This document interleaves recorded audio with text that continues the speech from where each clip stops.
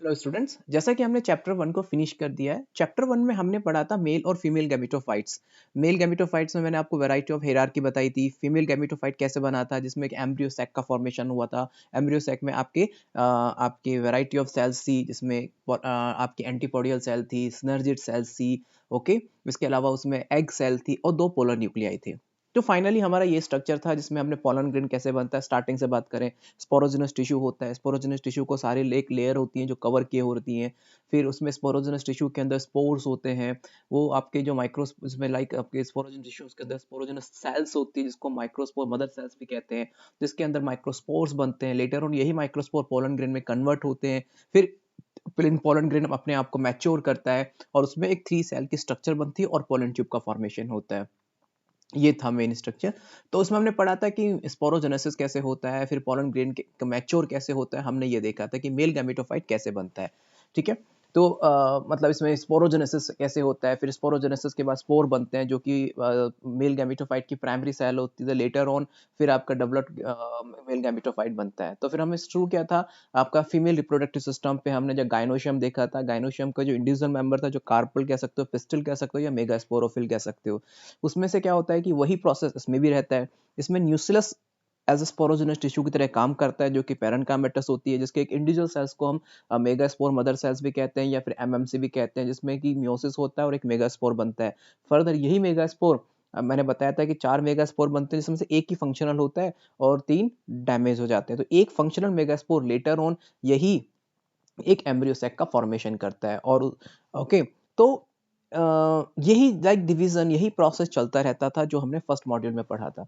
अब हम चैप्टर 2 में पढ़ेंगे pollination, fertilisation and development of एम्ब्रियोस्पर्म and the endosperm and the embryo. ये हम 4 टॉपिक हैं हमारे, कि सबसे पहले पॉलिनेशन कैसे होता है, फिर फर्टिलाइजेशन कैसे होता है, फिर फर्टिलाइजेशन के बाद में एंडोस्पर्म और एम्ब्रियो का फॉर्मेशन कैसे होता है। ये सिक्वेंशियल प्रोसेस है। ठीक है। तो सबसे पहले हम पढ़ते हैं पॉलिनेशन। देखिए पॉलिनेशन का मतलब क्या होता है। देखिए देखिए जो पॉलेंस होते हैं या फिर जो स्टिग्मा है, मतलब पॉलन है या फिर जो पॉलन है या फिर जो एग सेल्स हैं, ये इनमें कोई हाथ पैर तो होते नहीं है। ओके, तो पॉलन को खुद ही, मतलब पॉलन को कैसे ना कैसे ट्रांसफर के लिए एक मीडियम चाहिए on the surface of stigma. मतलब पॉलन को स्टिग्मा पे पहुंचने के लिए एक मीडियम चाहिए, एक प्रोसेस, एक मतलब एक माध्यम चाहिए। They need some medium. और वो मीडियम कैसा भी हो सकता है। अब होता है क्या है कि the transfer of A pollen from the stamen to the surface of the carpel, that is process is called the pollination। फिर ध्यान रखना, the transfer of a pollen grain to the stigma of a pistil is termed as a pollination।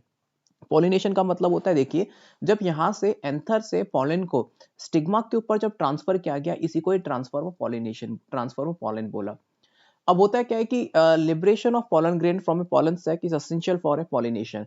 ध्यान रखना कि like pollen sac से जो pollen grain का liberation होता है, ये होना जरूरी है। क्योंकि अगर मान के चलो पोलन सैक से लिबरेशन का मतलब है कि पोलन सैक से पोलन को बाहर आना जरूरी है, जब तो पॉलिनेशन होगा। क्योंकि अगर पोलन सैक के अंदर ही पोलन होगा तो वो पॉलिनेट कैसे होगा, वो एयर के कांटेक्ट में कैसे आएगा, वाटर के कांटेक्ट में कैसे आएगा। सो it is needed to be decency of the pollen sac, and that pollen should be come out of the sac, so they can further can be pollinated either by using of air or by water or by some biotic things।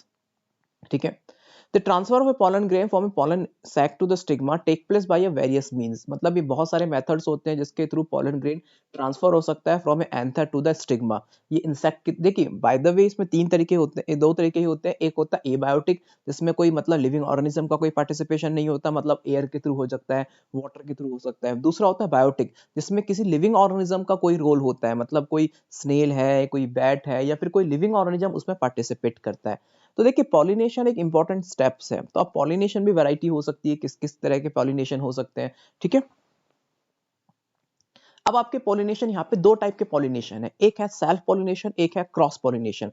तो सबसे पहले हम दोनों देखते हैं कि self pollination क्या होता है। देखिए मान के चलो कि ये प्लांट ए है, एक ही प्लांट के अंदर 2 फ्लावर है। अगर ये प्लांट के अंदर 2 फ्लावर है, अगर मान के चलिए अगर एक ही फ्लावर के अंदर बाइसेक्सुअल फ्लावर है, कि उसमें इसका स्टेमन भी है और कार्पल है, तो अगर स्टेमन से पोलन ग्रेन निकलकर उसी फ्लावर के मतलब स्टिग्मा पे जाकर एग सेल को फर्टिलाइज कर देगा, तो it is also example of the self pollination.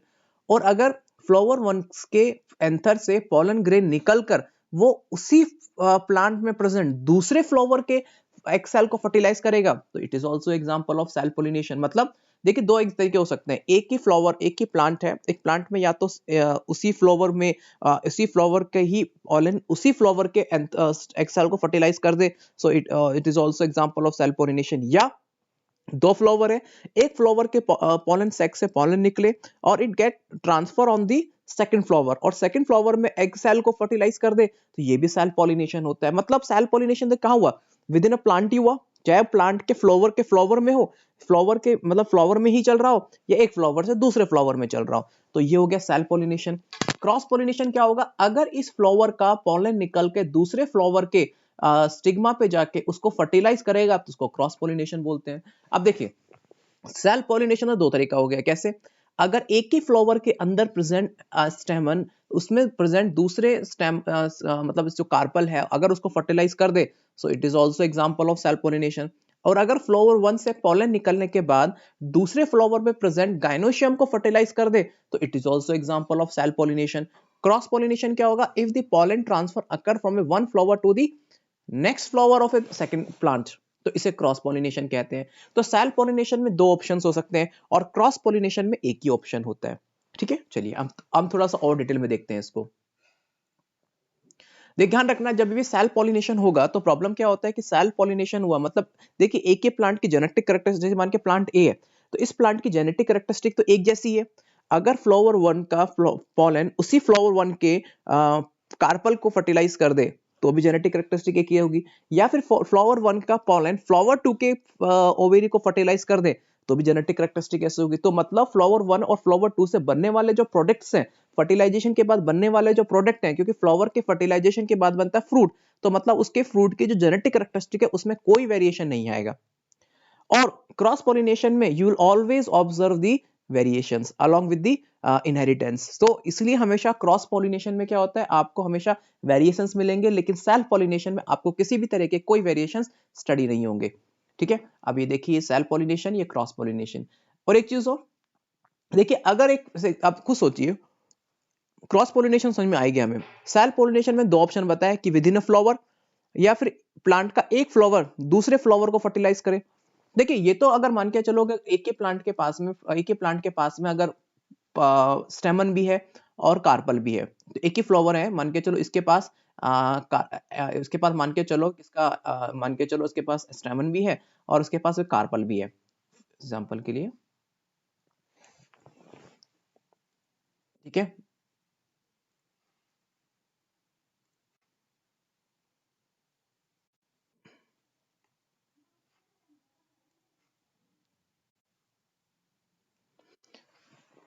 ठीक है, अगर देखिए अगर मान के चलो एक ही के पास स्टेमन भी है और कार्पल है, तो 100% आपका सेल पॉलिनेशन होगा, 100% सेल पॉलिनेशन होगा ही होगा, कोई इसमें कोई ऑप्शन ही नहीं है। बट क्रॉस, लेकिन आपको सोचिए, मान के चलो कि एग्जाम्पल के लिए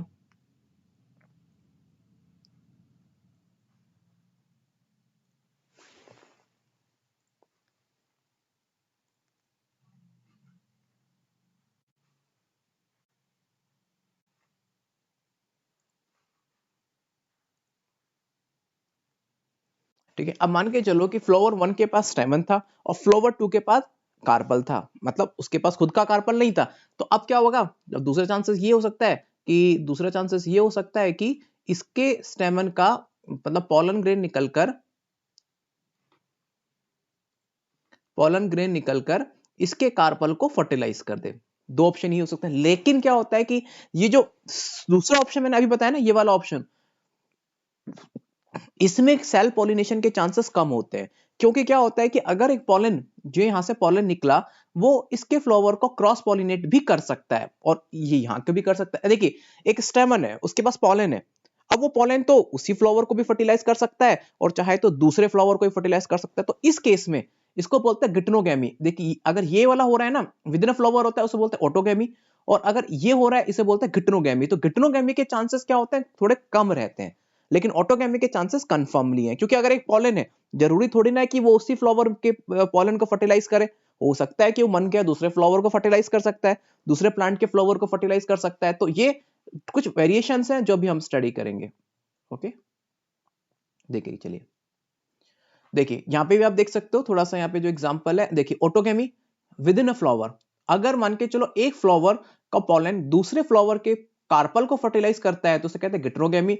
ये भी सेल्फ पॉलिनेशन में हम कंसीडर करते हैं। लेकिन वो दूसरे ही फ्लावर को अगर फर्टिलाइज कर दे, दूसरे प्लांट के फ्लावर को ही फर्टिलाइज कर दे, तो उसे बोलते हैं क्रॉस पॉलिनेशन। चलिए, अब सेल पॉलिनेशन दो टाइप का होता है, ऑटोगेमी और गिटनोगेमी, जो मैंने बताया था। देखिए, अगर within a flower fertilization हो रहा है तो उसे बोलते हैं ऑटोगेमी। लेकिन अगर एक फ्लावर से निकला हुआ पॉलन दूसरे फ्लावर के पिस्टिल को अगर फर्टिलाइज कर रहा है तो उसे बोलते हैं गिटनोगेमी। तो दो डिफरेंट ध्यान रखिएगा। Autogamy, when pollen grain of a flower reach the stigma of a same flower, the flower is pollinated by its own pollen grain। मतलब अगर एक ही प्लांट है, उसके एक ही फ्लावर है, उसपे दो पार्ट निकले हुए, स्टिग्मा भी है, कार्पल भी, एक ही फ्लावर के अंदर। तो स्टिग्मा एक मतलब स्टेमन भी है और स्टेमन भी है और कार्पल भी है। तो स्टेमन से निकला हुआ पॉलन उसी कार्पल को, उसी फ्लावर में प्रेजेंट उसी कार्पल को अगर फर्टिलाइज करता है तो उसको हम ऑटोगेमी कहते हैं। एग्जाम्पल के लिए पी, आपको याद हो तो मेंडल ने पढ़ा भी था, मेंडल जी ने पी को चूज किया था, पाइसम सटाइवम को चूज किया था, क्योंकि ये बाइसेक्सुअल नेचर का होता है और बाइसेक्सुअल के नेचर में ही ऑटोगेमी पॉसिबल है। ठीक है, जो यूनिसेक्सुअल है उसमें ऑटोगेमी यूनिसेक्सुअल में तो ऑटोगेमी हो ही नहीं सकती, फिर आपकी गिटनोगेमी हो सकती है या फिर क्रॉस पॉलिनेशन हो सकता है। गिटनोगेमी में क्या होता है कि मान के चलो एक पूरा प्लांट है, उसमें एक फ्लावर ये है, दूसरा फ्लावर ये है। तो एक फ्लावर इस जो फ्लावर का जो स्टेमन है, ये पोलन ग्रेन निकलकर इसके कार्पल को अगर फर्टिलाइज करता है तो इसको हम गिटनोगेमी कहते हैं। तो ये गिटनोगेमी ध्यान रखना, वैसे तो ध्यान रखना हेरिडिटी के पॉइंट ऑफ व्यू से, मतलब हेरिडिटी के पॉइंट ऑफ व्यू से तो ये सेल्फ पॉलिनेशन ही है, लेकिन इकोलॉजिकल पॉइंट ऑफ व्यू से ये एक तरह का क्रॉस पॉलिनेशन है। अब ये इकोलॉजिकल पॉइंट ऑफ व्यू से क्यों होता है? क्योंकि देखिए क्या होता है कि अब मान के चलो यहाँ से स्टेमन से पॉलन निकला और निकलने के बाद में दूसरे फ्लावर के कार्पल को फर्टिलाइज करेगा। तो देखिए, अब पॉलन ग्रेन खुद तो जाएगा नहीं, खुद नहीं जाएगा, वो किसी बर्ड के हेल्प से जाएगा, वाटर के साथ में जाएगा, एयर के साथ में जाएगा। चलो मान के चलो बर्ड के साथ में जाता है, तो देखिए बर्ड क्या होगी, आएगी यहाँ पर। अब बर्ड जब इस फ्लावर के ऊपर आएगी तो इस फ्लावर के ऊपर नेक्टर होगा, उसको नेक्टर मिल गया खाने को, और साथ साथ अब वो बर्ड इसके पोलन को लेकर वो दूसरे फ्लावर में बैठती है तो ही पोलन ट्रांसफर होगा उसके पिस्टिल को। तो देखिए दोनों का फायदा हो गया, बर्ड का भी फायदा हो गया, क्यों, बर्ड को नेक्टर मिल गया, और साथ साथ प्लांट का भी फायदा हो गया, क्यों, क्योंकि उसको क्योंकि इसका पोलन ट्रांसफर हो गया। तो इसमें क्या हुआ, बर्ड का फायदा हुआ, और बर्ड का फायदा क्योंकि इसको फूड मिल गया, और जब फूड मिलता है तो इट मींस इकोलॉजिकली इसकी ग्रोथ हो रही है। अगर मान के चलो सेल्फ पॉलिनेशन में कोई इकोलॉजिकल ग्रोथ नहीं है, क्योंकि सेल्फ पॉलिनेशन में तो क्या है कि एक ही फ्लावर के स्टिग्मा में निकले हुए हैं, उससे पॉलन निकल के फटाफट वहीं दूसरे पे चले गए। तो इसमें कोई इकोलॉजिकल डेवलपमेंट नहीं होता। इकोलॉजिकल डेवलपमेंट कहने का मतलब है कि इसमें किसी दूसरे एनिमल्स की कोई हेल्प नहीं हुई है, तो दूसरे एनिमल्स का कोई हेल्प नहीं हो रही, दूसरे एनिमल को कोई बेनिफिट नहीं हो रहा है। लेकिन क्रॉस पॉलिनेशन में, गिटनोगेमी में इकोलॉजिकल बेनिफिट है। किसका इकोलॉजिकल किसका मतलब सभी एक एनिमल्स के, बहुत सारे अदर एनिमल्स का भी बेनिफिट इसमें जुड़ा हुआ होता है, क्योंकि उनको नेक्टर मिलता है। एग्जांपल के लिए मेज या कुकुम्बर। अब जैसे कि क्रॉस पॉलिनेशन, इसको हम जीनोगेमी कहते हैं। अब देखिए, जो सेल पॉलिनेशन में दो एग्जांपल थे, जिसमें थे आपका क्या क्या, ऑटोगेमी था और गिटनोगेमी था, लेकिन जो क्रॉस पॉलिनेशन होता है उसको हम जीनोगेमी कहते हैं। क्रॉस पॉलिनेशन में क्या होता है कि फ्लावर वन, इसका मान के चलो कि पोलन ग्रेन निकला और पोलन ग्रेन निकलकर दूसरे प्लांट के किसी फ्लावर को फर्टिलाइज कर रहा है, इसको हम कहते हैं क्रॉस पॉलिनेशन। और इस टेक्निकल पॉइंट ऑफ व्यू से इस टर्म को हम कहते हैं जीनोगेमी।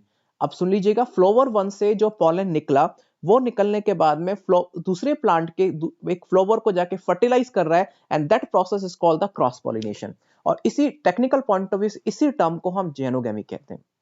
ठीक है, अब देखिए, ऑटोगेमी था, जिटनोगेमी था, क्रॉस जीनोगेमी था। अब हम इनके अडॉप्टेशंस पढ़ते हैं कि किस किस कंडीशन में सेल पॉलिनेशन पॉसिबल है और किस किस कंडीशन में क्रॉस पॉलिनेशन पॉसिबल है। तो वैसे आपको थोड़ा बहुत आइडिया मिल ही होगा कि सेल पॉलिनेशन देखो कब हो सकता है, या तो प्लांट कंफर्मली कब होगा, जब बाइसेक्सुअल हो। अगर एक फ्लावर बाइसेक्सुअल है तो उसका कंफर्मली उसमें ऑटोगेमी होगा ही होगा, मतलब सेल पॉलिनेशन का भी ऑटोगेमी होगा। लेकिन एक प्लांट के अंदर दो फ्लावर प्रेजेंट है, एक फ्लावर के ऊपर मेल रिप्रोडक्टिव पार्ट है, दूसरे फ्लावर के ऊपर फीमेल रिप्रोडक्टिव पार्ट है, प्लांट एक है लेकिन दो डिफरेंट फ्लावर्स हैं, तो उसमें गिटनोगेमी हो सकता है। लेकिन एक फ्लावर है फॉर एन एग्जांपल, अब यहाँ पे क्या पॉसिबल है कि इस फ्लावर के पास भी स्टेमन था, ठीक है, इस फ्लावर के पास भी इस फ्लावर के पास भी स्टेमन था, इस फ्लावर के पास भी स्टेमन था, तो सोचिए वो इस प्लांट इस ये फ्लावर इसको कैसे फर्टिलाइज करेगा, तो that pollen must be transfer to the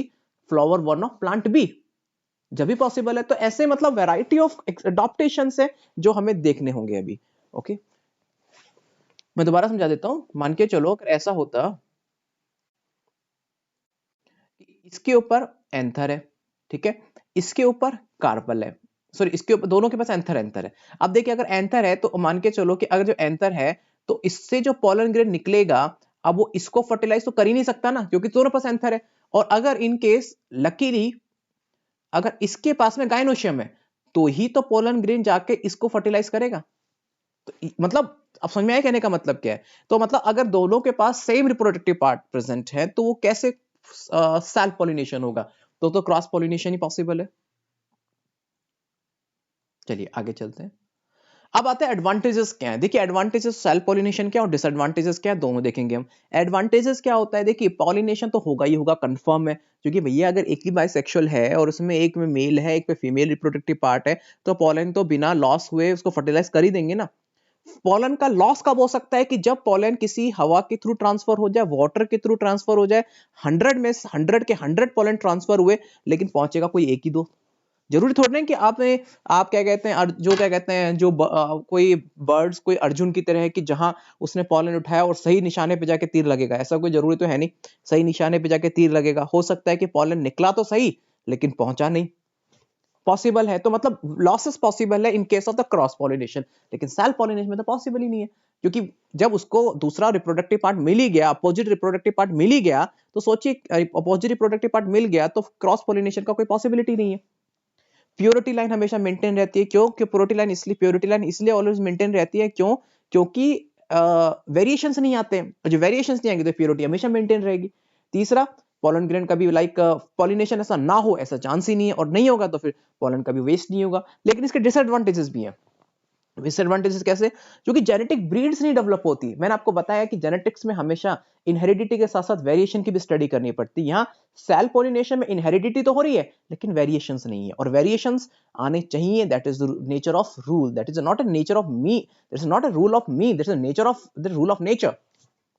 okay, अब आते हैं कि एडवांटेजेस क्या है, मतलब सॉरी अडॉप्टेशंस क्या है, कि किस किस कंडीशन में सेल पॉलिनेशन पॉसिबल है। हम उसके कुछ अडॉप्टेशंस देखते हैं। जैसे सबसे पहले प्लांट को बाइसेक्सुअल होना चाहिए। इसका एक दूसरा टर्म भी होता है हर्माफ्रोडाइट, अगर आपको ध्यान रहे तो ध्यान रखिएगा, ये मेडिकल के पॉइंट ऑफ व्यू से टर्म इंपॉर्टेंट है, तो that's why I just mention here. Bisexual flower को कहते हैं हर्माफ्रोडाइट फ्लावर्स। अगर मान के चलो एक ही फ्लावर के ऊपर मेल और फीमेल दोनों रिप्रोडक्टिव पार्ट प्रेजेंट है, ठीक है, तो बताइए कि फिर क्यों वो दूसरे प्लांट की खोज में जाएगा, वो तो उसी को ही फर्टिलाइज कर देगा। पी सबसे बेस्ट एग्जांपल है, ये ध्यान रखिएगा, बाइसेक्सुअल फ्लावर का एग्जांपल हमेशा पी होता है, ठीक है। दूसरा होमोगेमी। होमोगेमी में क्या होता है कि होमोगेमी जब मान के चलो होमोगेमी, होमोगेमी का मतलब क्या है, होमोगेमी का मतलब है कि जब स्टेमन और कार्पल दोनों एक साथ डेवलप हो रहे हैं, एक साथ डेवलप हो रहे हैं, और जब एक साथ डेवलप होंगे तो जब क्या जैसे पोलन ग्रेन फटेगा तो आसानी से वो कार्पल को फर्टिलाइज कर सकता है। अगर मान के चलो अगर वो एक मतलब मान के चलो कि वो बाइसेक्सुअल भी है, एग्जांपल के लिए बाइसेक्सुअल है, लेकिन स्टिग्मा डेवलप ही नहीं हुआ है और एंथर तो डेवलप हो गया, और एंथर डेवलप हो गया तो उसमें वो पोलन ग्लोब फटेगी, फटेगी तो पोलन बाहर आएगा, लेकिन वो देखेगा ये तो स्टिग्मा डेवलप ही नहीं है मेरा, उसको मजबूरी में क्रॉस पॉलिनेट करना पड़ेगा। तो जरूर यह भी ध्यान रखना है कि अगर एक प्लांट के अंदर दोनों प्रेजेंट है तो इट डजंट मीन कि वो हमेशा क्रॉस पॉलिनेट कर ही देगा।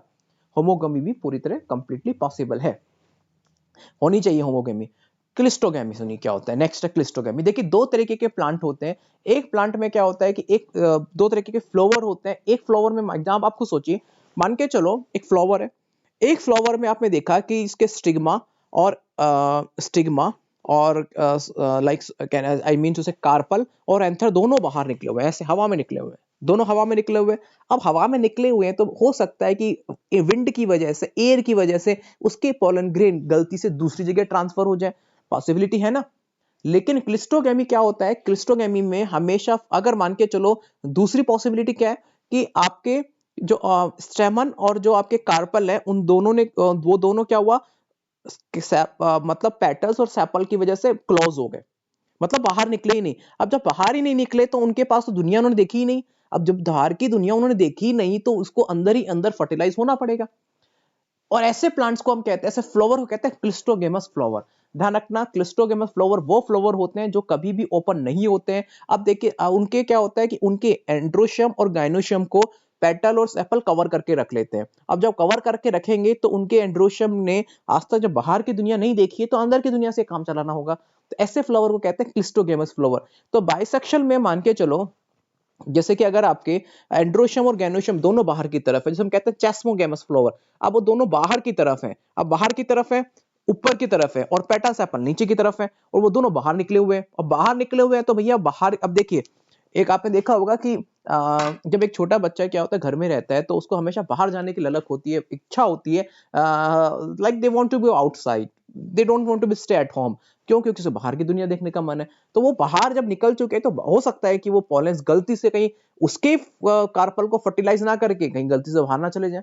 भाई ओपन है ना, ओपन है तो अगर किसी को आपने खुला छोड़ दिया तो कुछ भी पॉसिबिलिटी पॉसिबल है। तो जहां पर भी क्लोज फ्लावर होते हैं उसे कहते हैं क्लिस्टोगेमस फ्लावर। ओके, इसके एग्जांपल ध्यान रखना, अगर नहीं हो तो कोई दिक्कत नहीं है एग्जांपल्स। ओके, बट हाँ बाइसेक्सुअल फ्लावर का एग्जांपल पी है वो याद रखना बस आप। ओके, अब आते हैं कि क्रॉस पोलिनेशन के लिए क्या क्या अडॉप्टेशन पॉसिबल है। भैया सेल पोलिनेशन के तो तीन ही अडॉप्टेशन थे, बायोसेक्सुअल, होमोगेमी, तीसरा क्लेस्टोगेमी। अब इसके कुछ और डिफरेंट पॉसिबिलिटीज हैं, कैसे सेल्फ स्टेरिलिटी, यूनिसेक्सुअलिटी, डाइकोगेमी, हर्गोगेमी, हार्टोस्टाइली। ये अब कुछ वर्ड्स है, देखिएगा। सबसे पहले सेल्फ स्टेरिलिटी क्या होता है। मान के चलो कि कुछ, फॉर एन एग्जांपल, कोई फ्लावर बाई, कई कई बार क्या होता है कि कुछ फ्लावर मान के चलो बाइसेक्सुअल है, ठीक है, जैसे मैं बताता हूं आपको।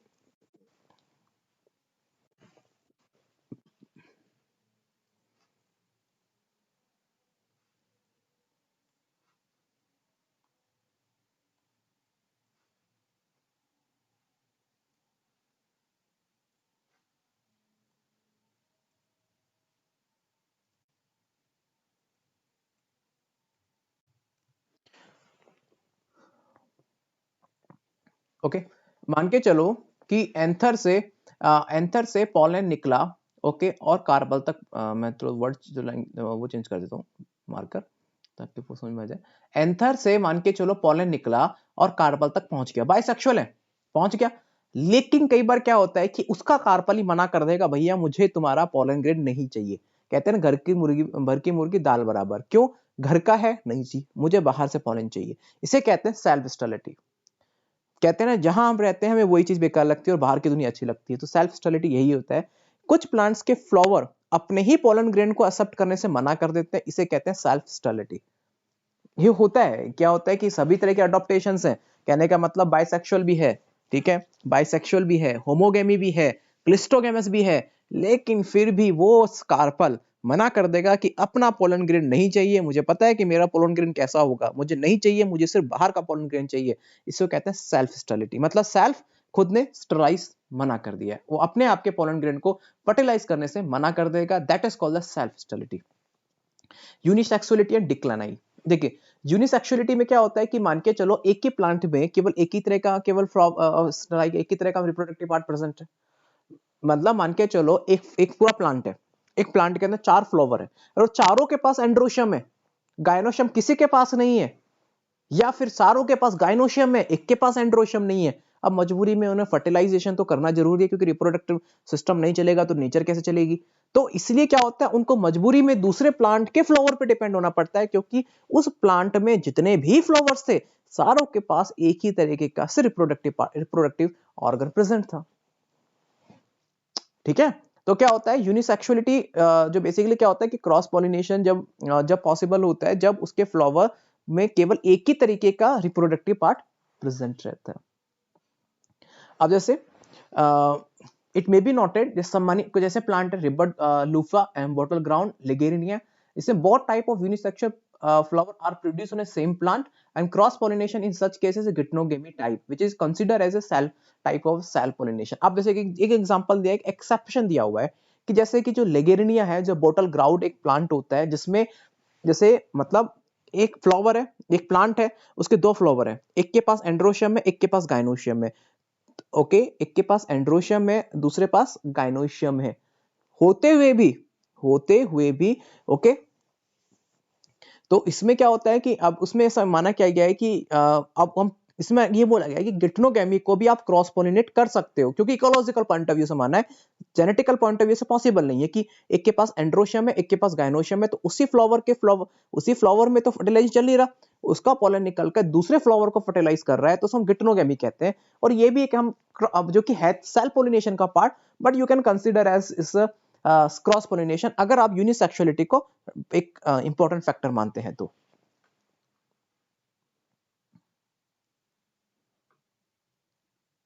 ओके, डिक्नोगेमी, डाइकोगेमी, सॉरी, डाइकोगेमी में क्या होता है, जैसे कि हमने पता ना, डाइकोगेमी क्या पता है, ये होमोगेमी का जस्ट अपोजिट है।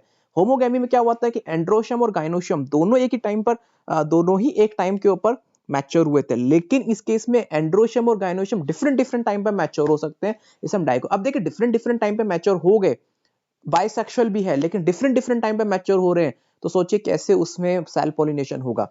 तो इसमें दो है, प्रोटो एंड्री, अगर मान के चलो कि स्टिग्मा जो है वो पहले मैच्योर हो जाए, और जो स्टिग्मा पहले सॉरी, कहने का मतलब है कि जो पोलन सैक है वो पहले मैच्योर हो जाए, और पोलन जो है मतलब एंथर पहले मैच्योर हो जाए और कार्पल लेट मैच्योर हो, तो भैया उस केस में कैसे होगा। अब आपके इसका एग्जांपल ध्यान रखने की कोई रिक्वायरमेंट नहीं है, जैसे चाइना रोज है, कॉटन, सनफ्लावर, क्लैंडोरियम, कोई ध्यान रखिए इसके एग्जांपल ध्यान रखने की।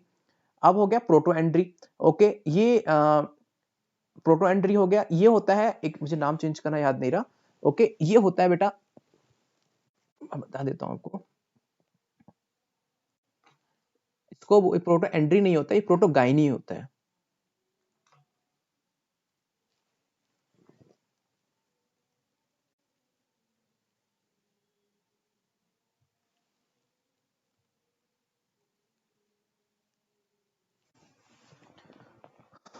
ओके, एक मिनट एक मिनट।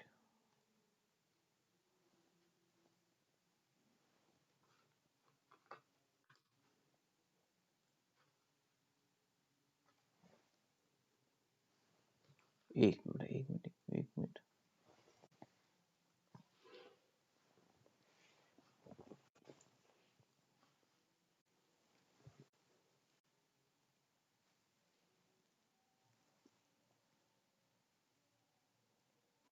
प्रोटोगाइनी, अब प्रोटोगाइनी में क्या होता है कि इसमें स्टिग्मा पहले डेवलप हो गया और एंथर बाद में डेवलप हुआ। प्रोटो एंट्री में क्या था कि पहले उसमें लाइक आपका एंड जो स्टेमन था वो पहले डेवलप हो गया था, कार्पल लेट डेवलप हुआ था। इसमें क्या हुआ कि जो कहने का मतलब है कि इसके अंदर क्या हुआ कि मतलब जो फीमेल पार्ट है वो पहले डेवलप हो गया और मेल पार्ट लेट डेवलप हुआ।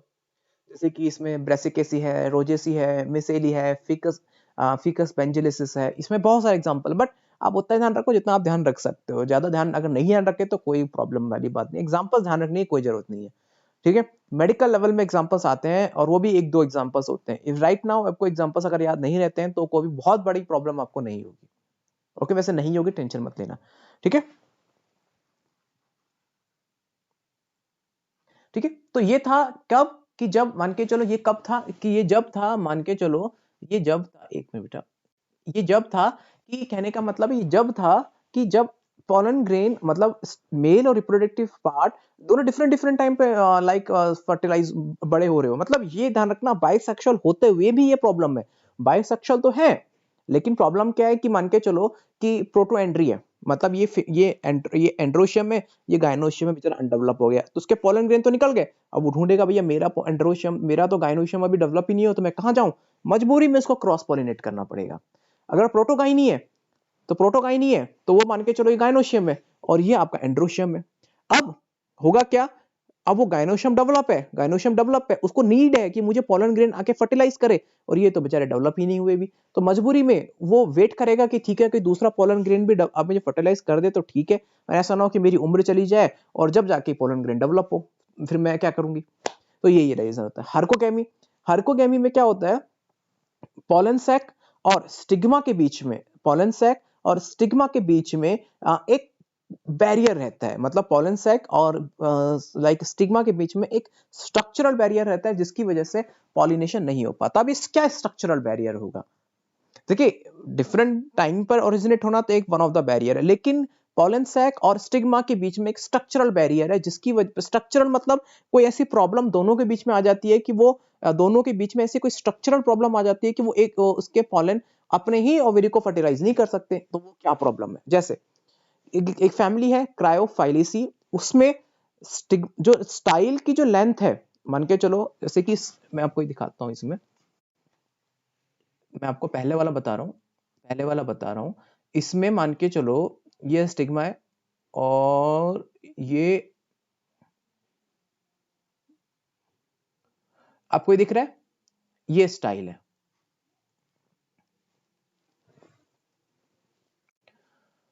ओके, तो स्टाइल की लेंथ इतनी ज्यादा होती है और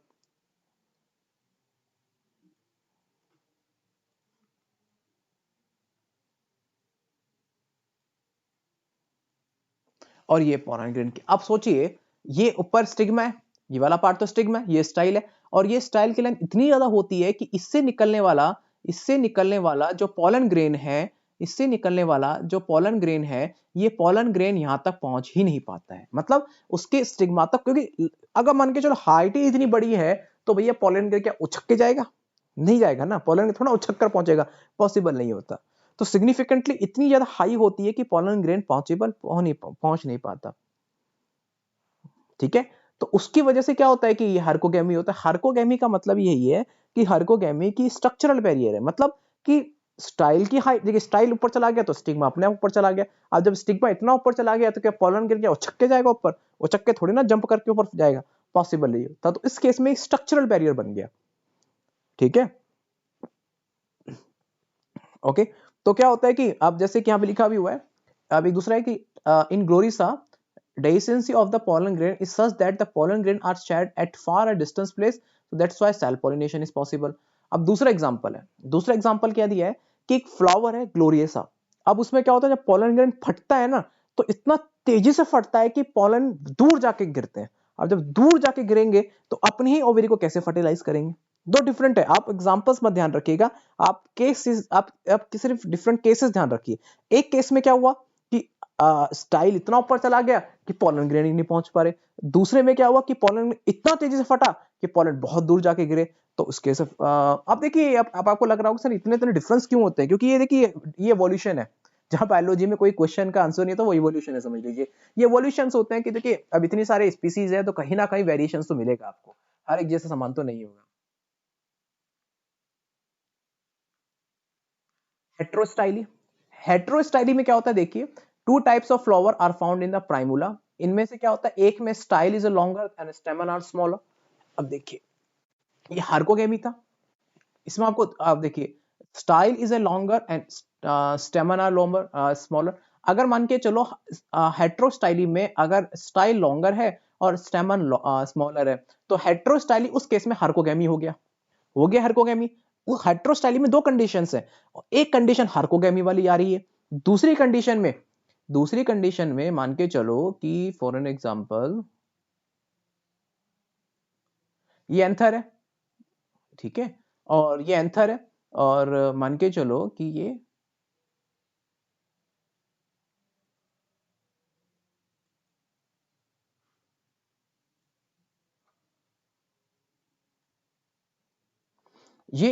ये स्टिग्मा है और ये पॉलन है। अब क्या होता है, अब पॉलन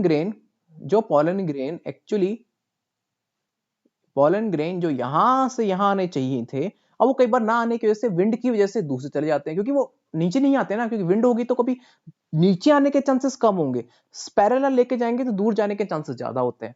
तो सेकंड टाइप में क्या होता है कि स्टाइलर जहां शॉर्टर हो जाता है और स्टेमन लॉन्गर होता है। तो जो पहले वाला केस है कि जिसमें स्टाइलर लॉन्ग है और एंथर छोटा है, तो उस केस में तो हार्कोगेमी वाला, अब हार्कोगेमी वाला मतलब हार्कोगेमी हो गया, मतलब हेट्रोस्टाइली में हार्कोगेमी हो गया, लेकिन दूसरे में उल्टा हो गया। अब उस केस में क्या होता है, मान के चलो कि अब वो भी सी बात है, अब ये जो स्टिग्मा है, अब मान के, या पहले पॉलन ग्रेन देखिए, जो लंबी हाइट वाला पॉलन ग्रेन है, लंबी हाइट वाला जो पॉलन ग्रेन है, ऑब्वियस सी बात है ना, तो वो केवल लंबी हाइट वाले ही लंबी हाइट वाले को ही पॉलिनेट करेंगे, और जो स्टिग्मा है, जो कहने का मतलब जो ये स्टाइल है, वो अपनी हाइट वाले से ही।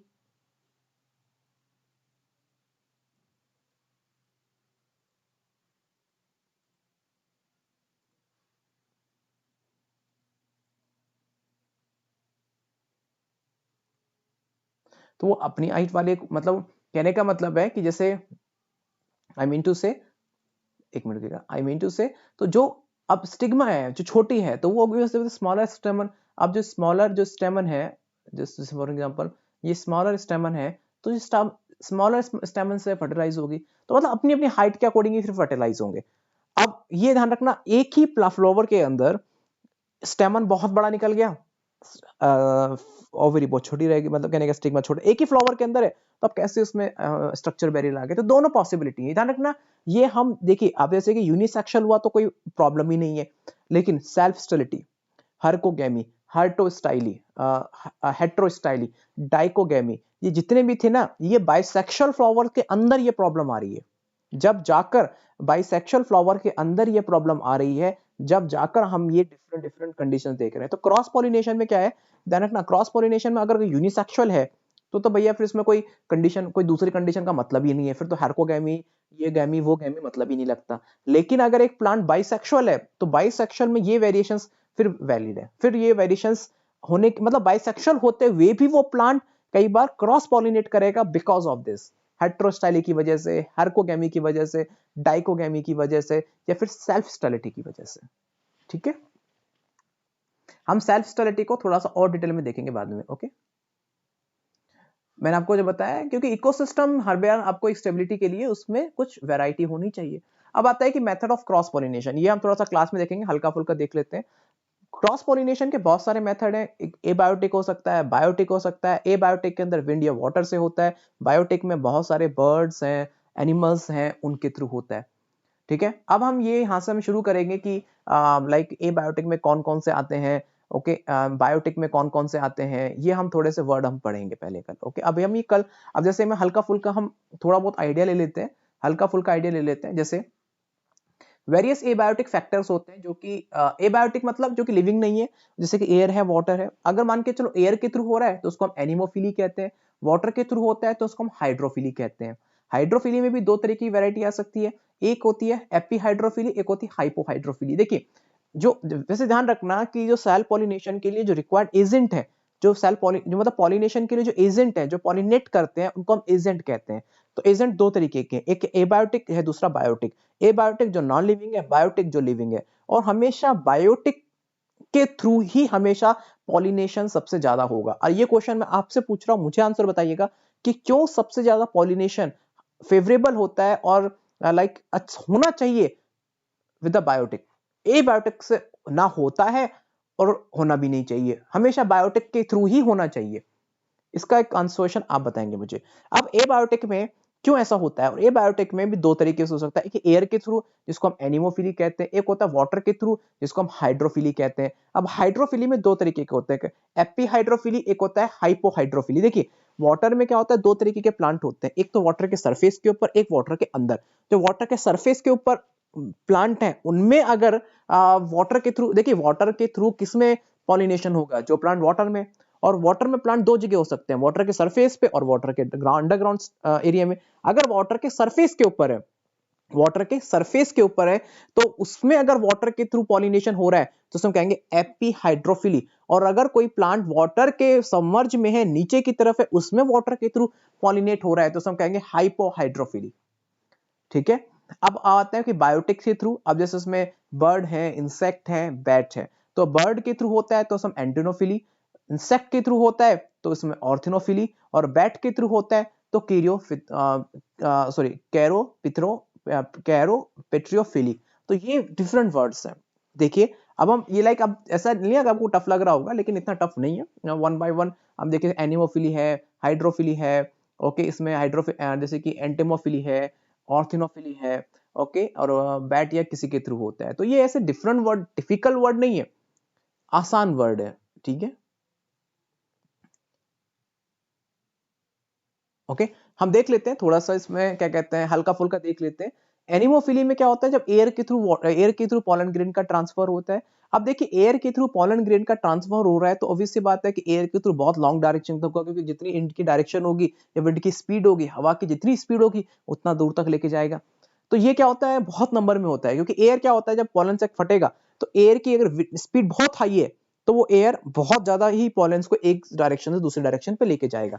अब कुछ सोचिए, जो एयर के थ्रू ट्रांसफर हो रहा है उसकी क्या क्या उसमें कंडीशंस होनी चाहिए, ऐसे पॉलन ग्रेन में क्या क्या अडॉप्टेशन होनी चाहिए। वो पॉलन ग्रेन स्मॉल होना चाहिए, ठीक है, और सरफेस ड्राई होनी चाहिए। स्मॉल होगा तो क्या होगा, वेट कम होगा, ड्राई होगा तो क्या होगा, फ्रिक्शन कम लगेगा, ठीक है। और दूसरा, उसकी स्टिग्मा विंड पॉलिनेटेड को भी एक्सेप्ट करने के लिए रेडी होनी चाहिए। जैसे मैं आपको बताता हूँ, जैसे आपने देखा होगा मक्के का जो प्लांट होता है, मेज होता है ना, मेज मेज का पूरा सीड होता है, उसमें देखा जो हेयर जैसा निकला होता है, वो आपकी इसमें बाल निकले हुए होते हैं। वो बाल जैसे स्ट्रक्चर क्या होते हैं, मान के चलो एक हेयर, वो बाल जैसे स्ट्रक्चर देखते हो, वो स्टाइली होती है, स्टाइल होते हैं, वो फ्लावर्स होते हैं। वो क्या होते हैं कि वो रेडी होते हैं to accept the air pollinated, air pollinants को एक्सेप्ट करने के लिए। मैं आपको चलो कल आपको अच्छे से समझाऊंगा, जब आपको अच्छे से समझ में आएगा ये जितने भी आपके क्रॉस पॉलिनेशन के एग्जांपल्स हैं, ठीक है। चलिए हम कल मिलते हैं फिर आपसे, और कल हम पढ़ेंगे इनके वैरायटी ऑफ एग्जांपल्स के बारे में। अब आगे पढ़ेंगे एनिमोफिली क्या है, हम वन बाय वन सब चीजों को देख लेंगे। ओके, चलिए, धन्यवाद।